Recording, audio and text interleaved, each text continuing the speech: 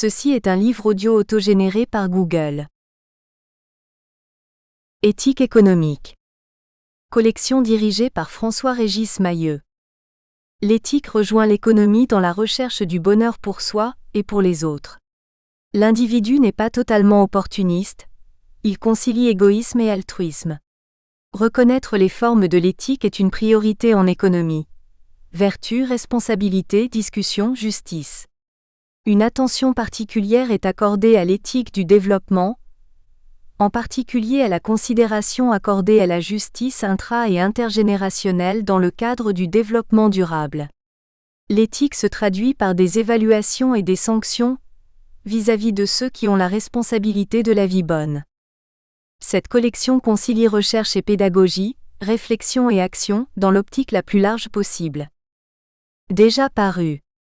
Jean-François Trani, TED, Development Effort in Afghanistan, Is There a Will and a Way, 2011. Arnaud Maigre, De l'éthique en économie, 2010.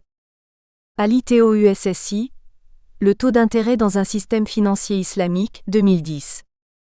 Aliteo USSI, La banque dans un système financier islamique, 2010. Jean Cartier-Bresson, Économie politique de la corruption et de la gouvernance, 2008. Réseau Impact, repenser l'action collective. Une approche par les capacités, 2008. Laurent Parotte, Coord, Agriculture et développement urbain en Afrique subsaharienne. Gouvernance et approvisionnement des villes, 2008. Laurent Parotte, Coord, Agriculture et développement urbain en Afrique subsaharienne. Environnement et enjeux sanitaires, 2008. Samir Zemmour, vers une certification de qualité halal, 2007. Samir Zemmour, Le marché de la viande halal, évolution, enjeux et perspectives, 2006. Jérôme Ballet, Katia Raja, Le capital social en action, 2005. Introduction. Jérôme Ballet et Maëfa Soar Andrianeli Jaona. Les textes présentés dans ce volume sont issus pour la plupart d'un séminaire organisé par le Centre d'économie et d'éthique pour l'environnement et le développement à Madagascar, C3EDM, en janvier 2010. Ce séminaire portait sur les relations entre la vulnérabilité, les inégalités et l'environnement. Ils ont été complétés par d'autres textes correspondant à ce même thème. La notion de vulnérabilité remplace peu à peu celle de pauvreté dans les discours officiels, mais aussi dans les recherches académiques, Lalo 2008. La vulnérabilité est généralement considérée comme le risque de tomber dans une situation de pauvreté, Aluang et al. 2001. La vulnérabilité ne concerne plus seulement, d'un point de vue de l'analyse économique, le risque de franchissement d'un seuil de pauvreté monétaire, mais le risque de voir certaines capacités de base des individus affectés par un choc, Rousseau 2005. Par capacité, il faut comprendre l'ensemble des modes de fonctionnement humain qui sont potentiellement accessibles à une personne, qu'elle les exerce ou non, Sen 1992,12, c'est-à-dire leur liberté réelle. En ce sens, la vulnérabilité ne concerne pas seulement un risque survenu qui affecte les individus, mais plus généralement un risque qui pourrait les affecter.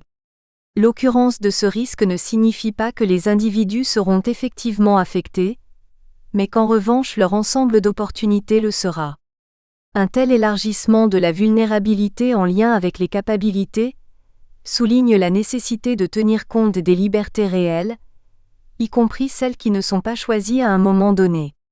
Or, la dégradation de l'environnement constitue bien une réduction d'opportunités futures, même si elle n'affecte pas immédiatement le niveau de vie des populations. Autrement dit, la dégradation de l'environnement, en réduisant les potentialités futures des individus, accroît le risque de vulnérabilité puisque les opportunités d'adaptation seront en partie réduites en cas de survenance d'un choc. Symétriquement, la vulnérabilité des écosystèmes peut provenir des actions humaines, Adger 2000, Folk et al. 2000. Il ne s'agit bien sûr pas de tomber dans une vision manichéenne de la bonne nature, face aux mauvais humains. Au contraire, nous pouvons considérer que les interactions entre l'homme et la nature sont complexes et que des vulnérabilités croisées se combinent. À l'inverse, des résiliences croisées peuvent également se combiner et faciliter l'avènement d'un développement résilient, Lalo, 2010. Les deux premiers textes portent sur le sud de Madagascar.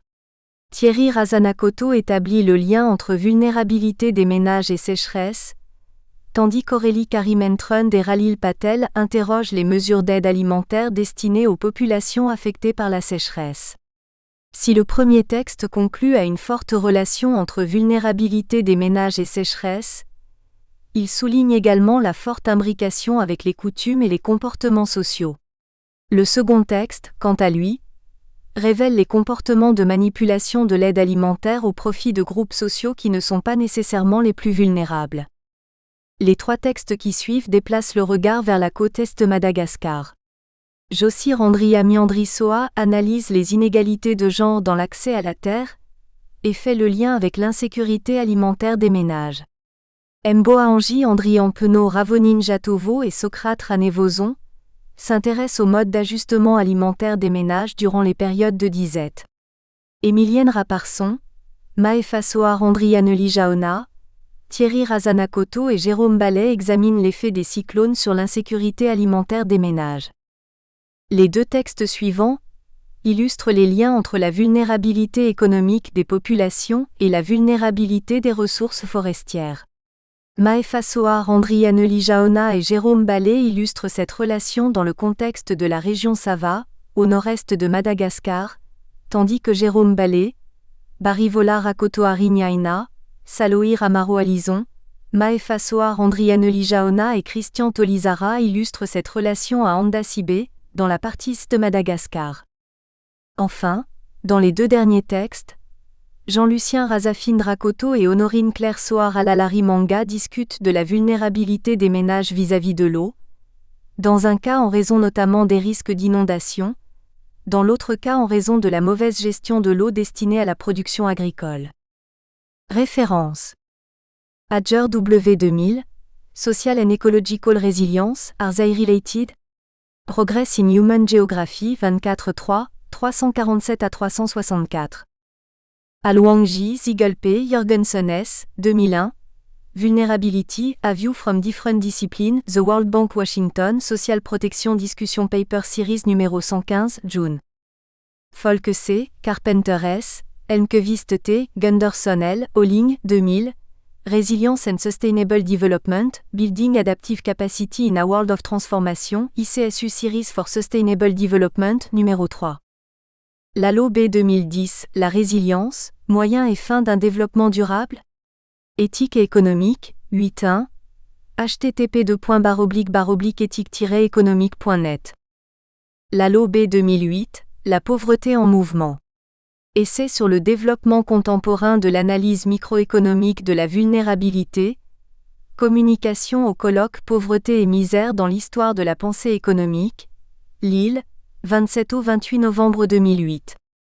Rousseau S. 2005, L'analyse de la vulnérabilité par l'approche des capacités, le cas des villages ruraux de Madagascar, thèse de doctorat, Université de Versailles-Saint-Quentin en Yvelines.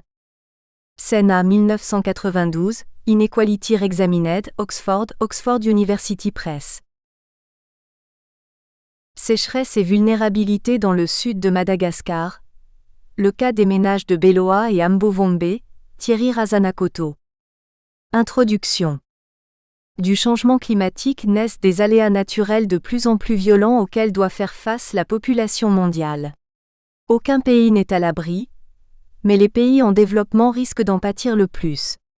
Le rapport du GIEC, groupe d'experts intergouvernemental sur l'évolution du climat, souligne que de nouvelles études indiquent que l'Afrique est le continent le plus vulnérable à la variabilité et à l'évolution climatique en raison de nombreux stress auxquels il est soumis et de sa faible capacité d'adaptation. Certaines stratégies d'adaptation à la variabilité climatique sont en voie d'application, mais elles peuvent se montrer insuffisantes pour des changements climatiques ultérieurs. GIEC 2007 page 8. Madagascar est classé parmi les pays les plus pauvres. 68,7% de la population vit en dessous du seuil de pauvreté 1, EPM 2005. Avec un indice de développement humain, IDH de 0,533, le Programme des Nations Unies pour le développement PNUD le classe au 143e rang sur 177 pays, FAO-PAM 2009. Le peuplement du pays croît à un rythme de 2,8% et les prévisions estiment qu'il devrait atteindre 19,6 millions d'habitants à la fin de l'année 2009, FAO-PAM 2009.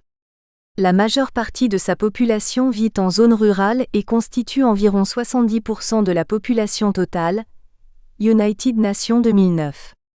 La majorité de la population travaille dans le secteur agricole, duquel elle est fortement tributaire. Cette dépendance à l'agriculture menace sa subsistance en raison de son exposition particulière aux effets du changement climatique. Madagascar est régulièrement frappée par des aléas naturels d'ordre climatique. Ce sont les cyclones souvent suivis d'inondations, surtout sur la côte est et les sécheresses intermittentes dans le sud. La partie sud du pays, et principalement l'endroit, est en effet le théâtre de sécheresses cycliques depuis fort longtemps. Étant une des régions marquées par une grande pauvreté, la sécheresse dans la zone ne fait qu'amplifier le labeur de la population qui se bat perpétuellement afin de se sortir de la pauvreté. La sécheresse qui touche la région endroit a comme conséquence des difficultés alimentaires. Avec la répétition des phénomènes de sécheresse, et en tenant compte du réchauffement climatique, les ménages sont plus que menacés d'être embarqués dans une spirale pouvant les mener dans une situation de pauvreté irréversible. Notre travail s'attache alors à répondre à la question: la sécheresse est-elle le principal facteur de vulnérabilité qui expose la population de la région endroit à la pauvreté? Afin de mener à bien le cheminement de notre travail, une première section présente la région endroit ainsi que les sites étudiés et expose la méthodologie adoptée pour mener la recherche. Une deuxième section aborde le thème de la sécheresse. Une troisième section établit la situation et son lien avec la pauvreté dans la région endroit. Une quatrième section explore le mode de vie des ménages et les stratégies qu'ils déploient pour faire face au choc. La dernière section clôt l'article en abordant les limites et perspectives de notre travail. 1. Présentation de la région endroit et de la méthodologie de travail suivie. Nous exposons dans cette première section une description de la région endroit et spécifiquement des sites étudiés afin de mieux saisir les réalités existantes dans ces zones. Après cette description, la méthodologie adoptée pour réaliser et mener l'étude est présentée. L'endroit, une région dominée par l'activité agricole. La région endroit est localisée géographiquement dans l'extrême sud de Madagascar. Elle se situe entre les fleuves du Mandrar à l'est et de Menarandra à l'ouest et a une superficie d'environ 19 540 km², PRD endroit, 2005. La région compte 4 districts, à savoir Ambovombe endroit qui est le chef-lieu de région, Tsiombe, Beloa et Bekili. La population, majoritairement jeune, est estimée à 600 000 habitants en 2005, avec une croissance démographique annuelle moyenne de 2,7%, PRD endroit 2005. Le peuplement est marqué par une dominance de l'ethnie Antadroit, originaire de la zone, avec cependant une présence considérable des groupes ethniques Antanosi, Merina, Betsileo et Maafali. L'organisation sociale est marquée par un attachement aux valeurs traditionnelles qui se manifeste par l'union sacrée, autour de la structure clanique patriarcale et les cérémonies liées aux bovidés. Cette organisation sociale institutionnalisée mais informelle coexiste depuis longtemps avec les structures administratives en place. La région endroit est caractérisée par un climat semi-aride à subaride, avec des précipitations annuelles moyennes de 400 mm, mal réparties durant l'année, et une température moyenne de 28 degrés Celsius. La zone présente une diminution significative de l'intensité des précipitations en allant du nord de la région vers l'extrême sud en s'approchant de la côte. Les irrégularités pluviométriques coexistant avec les variations des amplitudes thermiques favorisent alors la dégradation du sol déjà pauvre. La région est aussi soumise à une présence quasi permanente d'un vent fort et desséchant du sud, le Tiokatimo, PRD endroit, 2005. Les réseaux hydrographiques sont constitués de 3 grands fleuves, Mandrar, Manambovo et Menarandra. Mais ces fleuves ne sont pas pérennes et présentent une période d'étiage prolongée durant la saison sèche d'avril à septembre. Ce phénomène est causé par le déficit d'écoulement du bassin, lié aux conditions d'évaporation locale supérieures au volume d'eau provenant des pluies ou des apports fluviaux. Non seulement les écoulements sont temporaires et strictement limités à la saison des pluies, mais ils n'atteignent pas la mer car les eaux se perdent par évaporation et infiltration dans le lit des cours d'eau. En période sèche, le régime des débits est modifié et plusieurs puits ou forages sont complètement asséchés, donc inutilisables. Raharijaona Raharison, 1997. Cette situation entraîne un problème chronique, qui peut être très sévère, d'accès et de disponibilité en eau. L'activité rurale est basée sur un système agropastoral associant l'élevage et une agriculture vivrière. La production est actuellement orientée et adaptée au climat de la région. La culture pluviale, pratiquée par les Antadroits, est généralement plus exposée que les autres aux aléas climatiques, a vu sa part décroître depuis longtemps. Pour assurer leur sécurité alimentaire, les Antadroits ont orienté leurs efforts vers l'adoption d'un système agro-vivrier s'adaptant à la sécheresse. Cet effort d'adaptation s'est manifesté surtout par la plantation de tubercules résistants à la sécheresse, manioc, patates douces. Ce phénomène d'adaptation a débuté en 1985, année très sèche. Les tubercules ont alors progressivement remplacé le riz, base alimentaire des Antadroits, au fur et à mesure que les précipitations ont connu une baisse le long des années et que leur occurrence s'est amoindrie dans la zone. La corrélation entre séquence pluviométrique et évolution de la production agricole a déjà été mise en évidence. Raharijaona Raharison, 1997.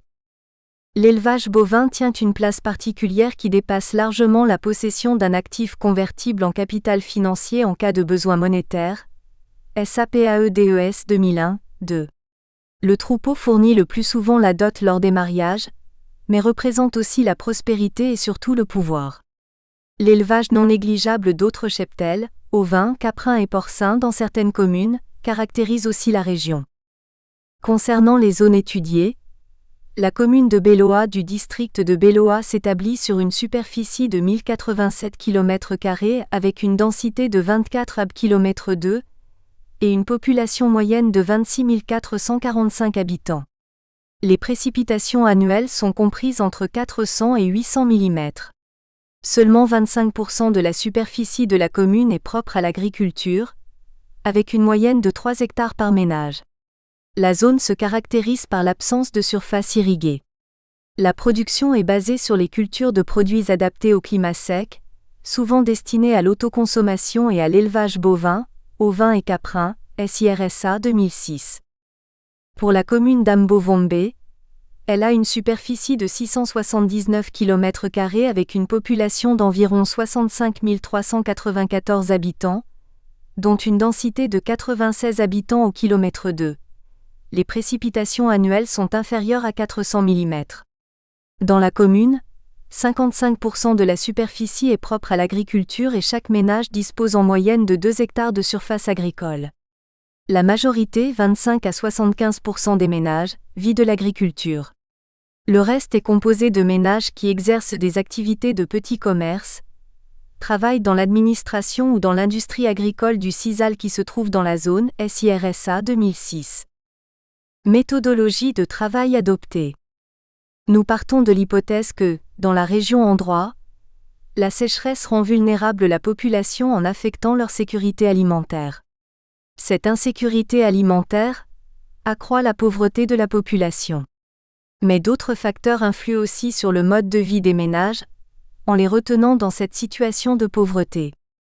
La vérification de cette hypothèse suppose de retenir des indicateurs pouvant nous informer sur cet état de pauvreté dans la région étudiée. Ceci nous amène à étudier le phénomène de la sécheresse et des impacts qu'elle inflige sur les ménages de la région. Comme ce phénomène augmente la vulnérabilité des ménages, une compréhension des stratégies élaborées par les ménages est alors primordiale afin d'en saisir les effets. La compréhension de leur mode de vie quotidienne, leur culture et coutumes, nous renseigne sur ces stratégies. Afin de pouvoir mener à bien l'étude, une approche qualitative a été jugée pertinente.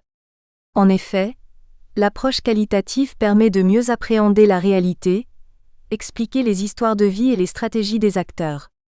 À cet égard, Temporal et Larmarange, 2006 page 5, soutiennent que L'analyse quantitative permet de mesurer l'ampleur de phénomènes mais reste limitée pour en expliciter le sens, que l'analyse qualitative pourra approfondir et que l'analyse qualitative peut mettre en évidence des stratégies individuelles dans toute leur complexité.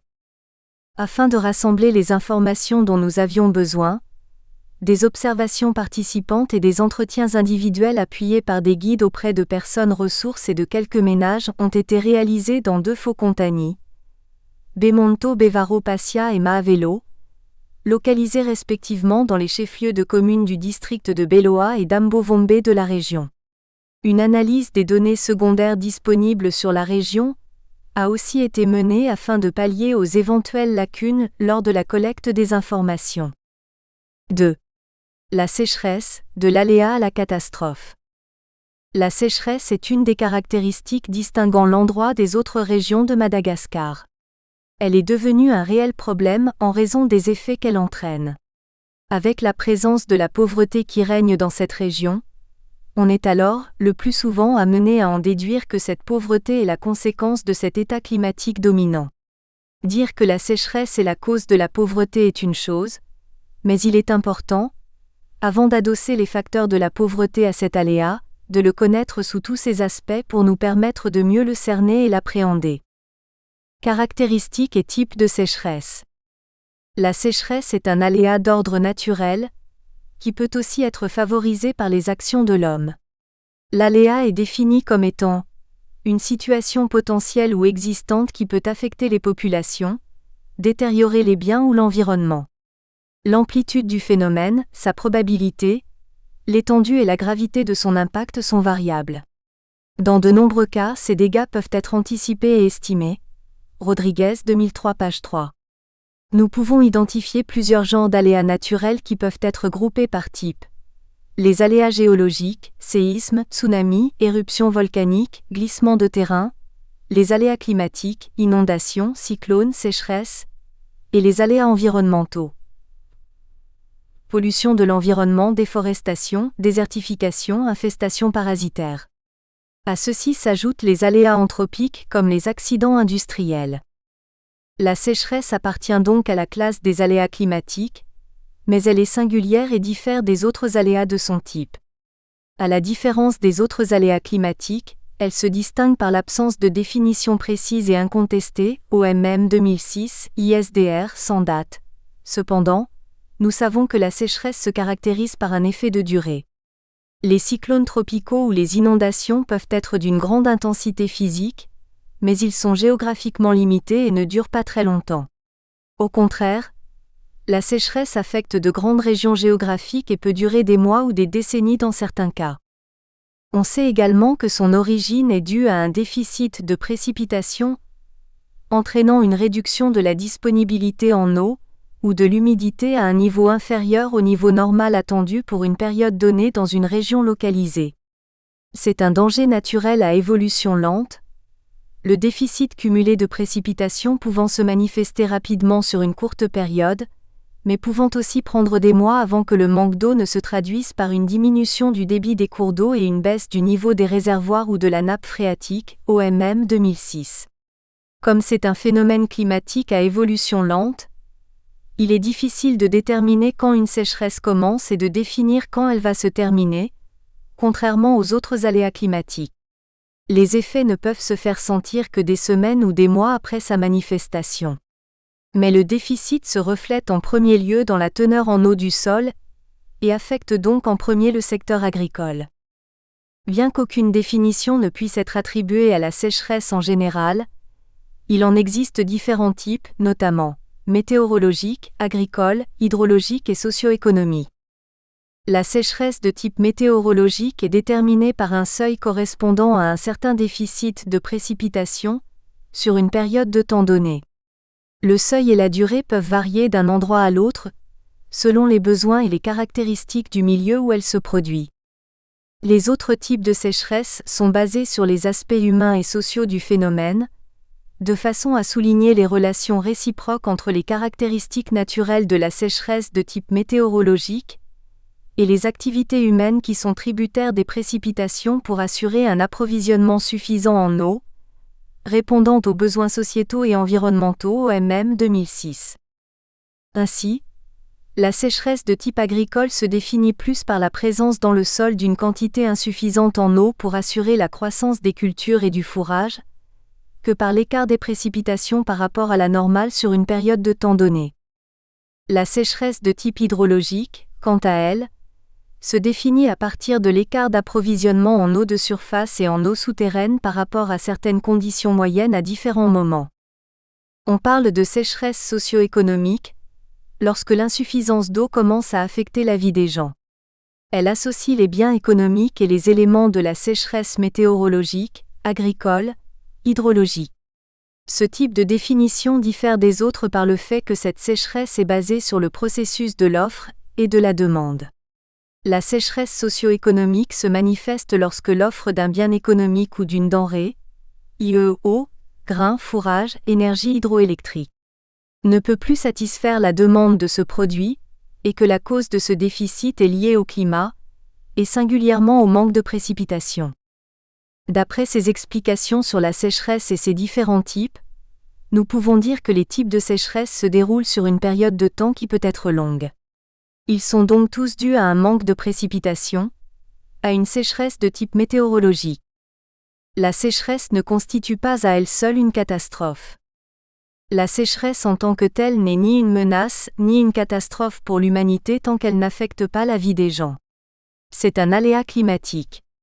L'aléa, donc la sécheresse, est un risque d'incident, souvent naturel, à caractère imprévisible et qui peuvent être défavorables ou non. Quand ils sont défavorables, la sécheresse peut devenir une catastrophe. La catastrophe est un événement soudain ou progressif, soit d'origine naturelle, soit causé par l'homme, dont l'impact est tel que la communauté affectée doit réagir par des mesures exceptionnelles. Rodriguez 2003 page 3. Les catastrophes naturelles supposent l'interaction d'aléas naturels et de systèmes sociaux. Leur vitesse d'apparition peut être lente ou rapide dans le temps. Et leur portée peut couvrir une zone géographique vaste ou localisée. Elles surviennent lorsque les communautés sont vulnérables à ce risque. En effet, les aléas ne sont pas des catastrophes, ils le deviennent en raison des conséquences sur la population locale, l'économie et l'environnement et la capacité d'adaptation de la population au phénomène. La catastrophe n'est pas systématique, elle se produit donc quand l'aléa rencontre la vulnérabilité d'une société pour une période et en un lieu donné. Ainsi la sécheresse n'est pas nuisible à l'homme jusqu'à ce que ses impacts affectent une communauté ou une population, et que celle-ci, à cause de sa vulnérabilité, ne peut y faire face. Deux communautés peuvent être exposées à un aléa naturel de même ampleur, mais avoir une vulnérabilité différente aux dégâts qui en découlent.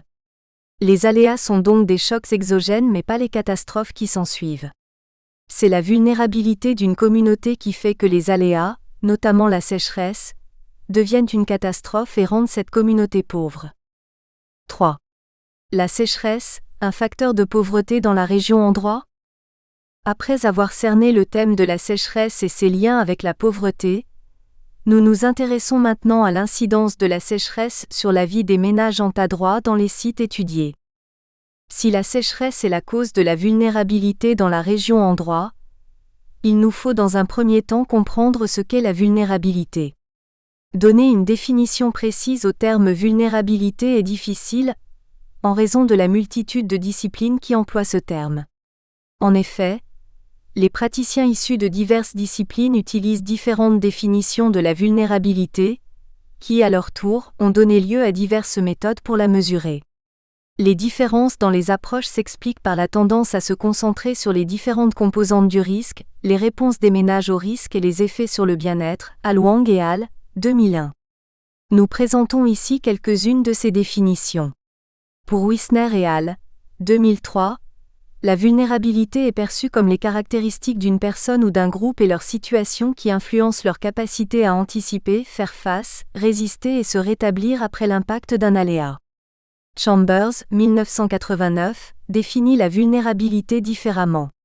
Selon cet auteur, la vulnérabilité peut être définie comme l'absence de défense, l'insécurité, l'exposition au risque, choc et stress et la difficulté à y faire face. Dans la Stratégie nationale de gestion des risques et des catastrophes de Madagascar, Rodriguez 2006 page 5, la définit en tant que série de circonstances prédominantes ou consécutives composées de facteurs physiques, socio-économiques et ou politiques, qui affectent les aptitudes à faire face aux catastrophes. Les vulnérabilités peuvent être d'ordre physique, social ou comportemental et de nature principale ou secondaire. Dans le cadre de notre étude, la vulnérabilité peut être définie comme la sensibilité aux troubles et ou perturbations, sociaux, climatiques ou autres, et aux impacts de l'aléa sécheresse. Elle correspond à l'incapacité des communautés ou des individus à faire face à un choc extérieur inévitable, et le plus souvent imprévisible. Une autre notion à retenir, allant de pair avec celle de vulnérabilité, est la résilience. Elle est définie comme la capacité d'un système, une communauté ou une société exposée au risque de résister, d'absorber, d'accueillir et de corriger les effets d'un danger, en temps opportun et de manière efficace, notamment par la préservation et la restauration de ses structures essentielles et de ses fonctions de base. UNISDR 2009, page 27. Elle désigne la capacité d'une personne à anticiper et à réagir de façon à se dégager d'une menace potentielle ou effective, mais prévisible. Afin d'analyser la vulnérabilité, il est alors nécessaire d'identifier la menace, c'est-à-dire le risque encouru par les ménages ou les individus, et la capacité de relèvement, ensemble des capacités possédées par l'individu ou le ménage, qui lui permet de tirer profit des possibilités qui s'offrent de résister aux effets négatifs du changement. Cette résistance est l'atout dont disposent les ménages face à l'adversité, Rousseau sans date. Rappelons que l'activité des ménages dans les zones étudiées est basée sur l'agriculture et l'élevage. Évidemment, l'agriculture dépend fortement de l'approvisionnement en eau pour bénéficier de l'apport nécessaire à sa croissance et des caractéristiques du sol concerné. Pour les pays industrialisés, le secteur agricole est déjà développé et fortement mécanisé. Les troubles et perturbations climatiques telles la sécheresse ont peu d'incidence sur la production, parce que le manque d'eau peut être compensé par l'arrosage des parcelles concernées, même à grande échelle ou par d'autres solutions grâce aux avancées technologiques. Dans la région Androit, l'agriculture est encore pratiquée de manière archaïque. Son rendement est fortement corrélé aux précipitations qui surviennent dans la zone. Une déficience de précipitation peut donc affecter la croissance des produits concernés si elle survient lors d'un moment critique du développement de la plante, sa floraison par exemple. Mais une baisse ponctuelle ne constitue pas un grand danger pour la culture si la pluie continue à tomber, même en faible quantité. Pour la région Androit, le climat qui est à tendance subaride est déjà un handicap pour la production agricole. L'irrégularité des pluies fait que les cultures sont toutes exposées à des dangers de manque d'eau pouvant affecter fortement la productivité. Mais l'irrégularité des pluies n'est pas le seul facteur entraînant une incidence sur la production. La région est aussi caractérisée par une température assez haute par rapport à la normale à Madagascar, ce qui augmente l'intensité de l'évaporation de l'eau alors que le sol est assez perméable. Soit l'eau qui est retenue en surface s'évapore assez vite et n'arrive pas à humidifier normalement le sol, soit elle s'infiltre et se perd dans les nappes entraînant des pénuries d'eau à cause de cette faible rétention en eau du sol. Celle-ci est aussi accentuée par le caractère endoréique 3 du bassin de la zone Raari-Jaona-Raarison, 1997. Encadré 1. La récurrence des crises alimentaires dans le sud de Madagascar. 1928. Effet combiné d'un déficit pluviométrique et d'une crise de l'élevage consécutive à la destruction des raquetas, sorte de cactus consommés par les animaux et au pire de la disette par les hommes, par une cochenille importée de l'île de la Réunion. Provoque une très forte émigration. 1931.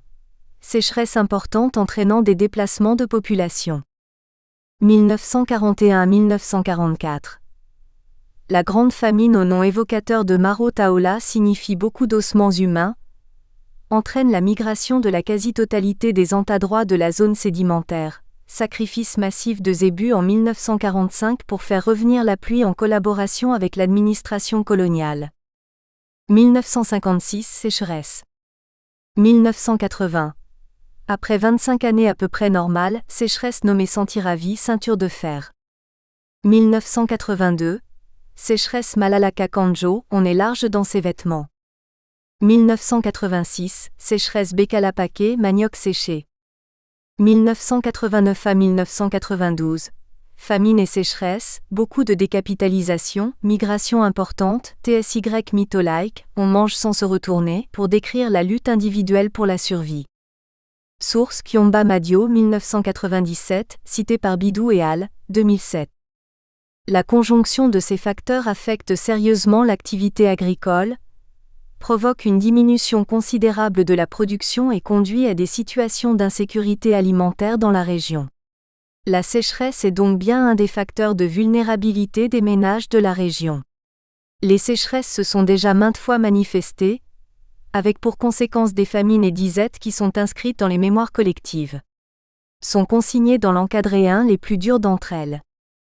La sécheresse frappe donc la zone assez souvent, entraînant une vulnérabilité alimentaire de la population. Certaines sont plus dures que les autres, mais la survenue par intermittence de cet aléa affecte la productivité des ménages. Les facteurs climatiques et pédologiques de la zone constituent un grave problème en réduisant la production agricole. La baisse de la production a un impact négatif sur l'alimentation et le revenu des ménages de la zone. En effet, selon notre enquête, la consommation des ménages est assurée en majeure partie par leur production. Une incidence sur la production affectera alors considérablement leur subsistance. La vulnérabilité issue de la sécheresse conduit à la pauvreté 4, quand les ménages ne peuvent plus réaliser les activités qu'ils souhaitent. Deux réalités observées lors de nos enquêtes peuvent confirmer l'assertion que la sécheresse conduit à la pauvreté dans les sites étudiés. Tout d'abord, la sécheresse a pour conséquence une insécurité alimentaire qui touche les ménages de la zone et ceci depuis fort longtemps. Compte tenu de la durée d'une période de sécheresse qui peut survenir pour un temps assez long, des mois ou des années, la sécheresse fragilise totalement la population en diminuant et ou en détruisant ses productions, entraînant une pénurie alimentaire dans la zone. Pour cette raison, on peut noter une présence considérable et quasi permanente des organismes nationaux internationaux, gouvernementaux ou non œuvrant dans le domaine de l'aide alimentaire et de la nutrition dans la région. Si les ménages n'arrivent plus à satisfaire leurs besoins essentiels en alimentation, nous pouvons considérer qu'ils sont pauvres. Si nous nous référons à l'approche des capacités développées par Sen, 1992, cette incapacité de pouvoir satisfaire le besoin le plus vital pour l'homme reflète la pauvreté. L'insécurité alimentaire est d'ailleurs reconnue comme étant la plus extrême forme de pauvreté dans le monde, Bidou et al. 2007 page 3. Ensuite, les ménages de la région en droit se caractérisent par leur incapacité à assumer et réaliser les rites prévus pour les défunts avant et durant les obsèques qu'ils sont tenus de respecter traditionnellement. En raison de la faiblesse des revenus, ou même de son inexistence, les ménages n'arrivent plus à... Nous espérons que vous avez apprécié cet aperçu. Pour continuer à écouter ce livre audio sur Google Play Livres, utilisez le lien dans la description de la vidéo.